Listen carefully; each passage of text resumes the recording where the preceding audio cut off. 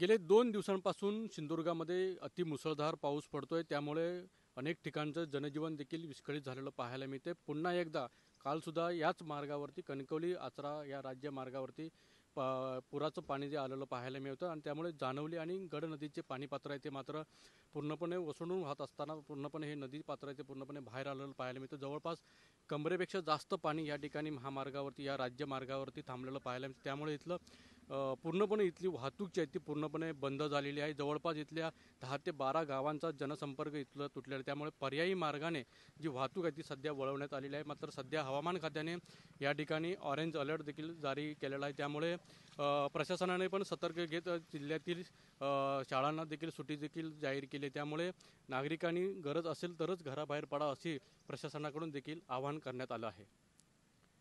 Cameraman Sumit गजनेसह Anant Patade, TV9 Marathi, Sindhudurg.